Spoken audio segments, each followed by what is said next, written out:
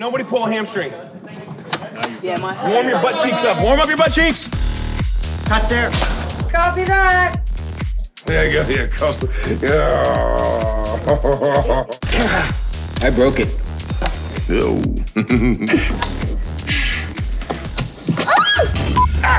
No problem. You had it. All right, here we go. The thing about time travel, I can't believe I made a whole movie with this thing on. Yeah, does it look cool or doesn't feel cool, but if it looks cool, that's what matters. Do you have any idea what's coursing through my veins right now? Funyuns? Yes. Orange soda. We are getting the whole team, aren't we? A duck! Good one.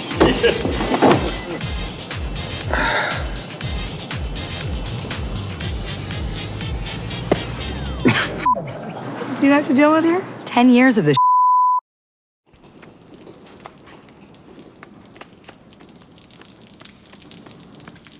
All clear. Which way?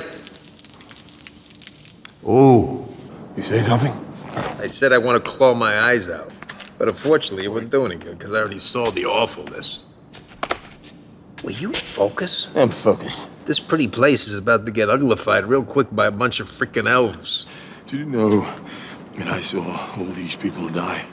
So this is a little bit difficult for me, okay? So why don't you reach down deep inside and try and find a small ounce of humanity? Just give me the thingy. Just give me the thing. Just give me the thing. I didn't even want to come here. I'm living all these repressed memories. God, get it together. Just go. You're embarrassing.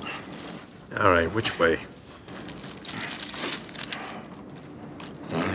You don't know? You used to frickin' live here. For 1,500 years, not forever. That way, I think. Yeah, maybe.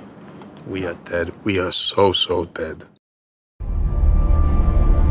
Peggy has a career and she has a lot of self-respect, and she's pretty sick and tired of lots of men kind of not taking her seriously in the army and you know, playing around with her. I think Peggy relates to someone really fighting for what they believe in and really having to struggle all the time to prove themselves, and she, being the only woman in this environment, knows exactly what that feels like. It's not just the normal everyday love story. There's something else. In the same way that we love Steve because he exhibits some sort of determination and selflessness, it's the same thing that attracts her to him.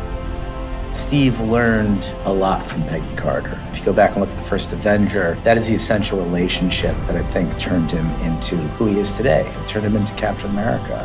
Her sense of integrity, her call to action are all qualities that have been ingrained in Steve and are his best qualities. And they come from example from Peggy. And so I think it was critical that her character embodied those essential qualities, because he wouldn't be who he is without them. I'm gonna need a rain check on that dance. A week next Saturday at the Stalk Club. You got it. 8 o'clock on the dot. Don't you dare be late.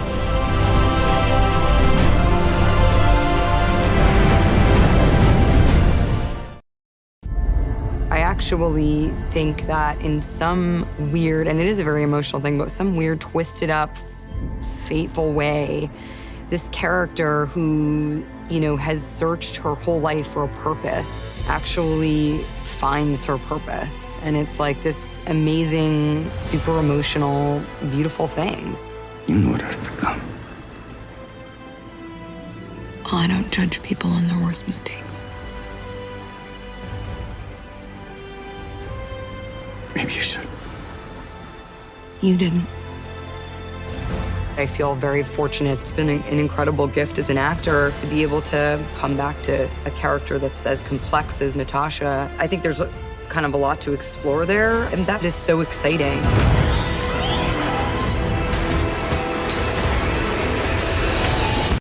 Robert has a whole career of great work behind him, and he was at a point in his life and his career where he was ready to break out and do something really big and exciting. John was in love with the idea of Downey playing the part. And we all felt so sure about him on a creative level. Because he wasn't instantly a slam dunk approval, I suggested we have screen tests.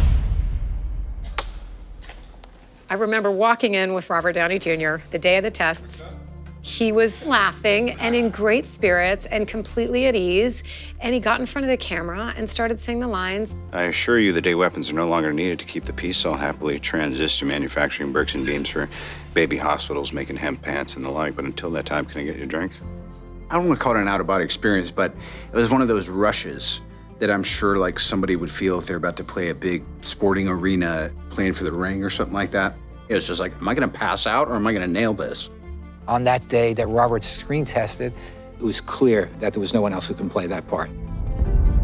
It was magic. It was exactly the feeling as a casting director with Kevin, with John, with everyone, that we all wanted to have that feeling like we have it. This is it. This is Iron Man.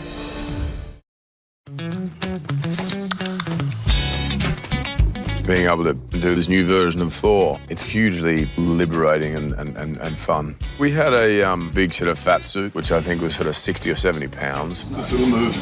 Yeah, that's the shimmy. It was the hottest I've ever been. How does that feel? Oh, I mean, amazing. Looks like it's in the right spot. And we had, obviously, the beard, the hair, and I had these things that go in the mouth to kind of plump out my cheeks a bit, which sort of had a little effect on the voice as well, but probably in a good way. It was a different Thor. Hi, my name's Thor. 22 years old. Live on Asgard, and I like sugar. We're shooting a superhero film, and here's one of the most recognizable superheroes, but he's just turned into a new character. What Chris does with that character and how it just kind of has this shift. His excitement was really palpable. He had been playing the character for a while and really wanted to find something new. He has such dexterity as a talent. He's incredibly funny. He has just really lovely energy. Is he asleep? No. I'm pretty sure he's dead.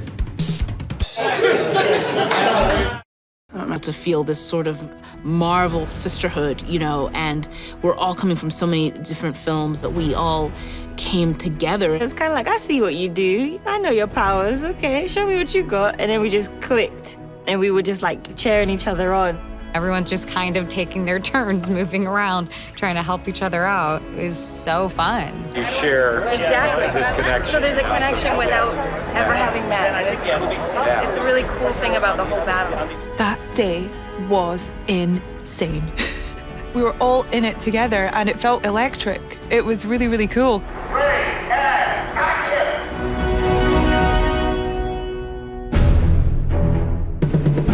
You know, I normally don't watch playback on the monitor, but I wanted to see that reveal of all the women of Marvel, and I thought it was really powerful and really exhilarating, and I was thinking of all of the young girls in the audience who will probably feel really inspired by that in one way or another, so it was a really nice thing to be a part of.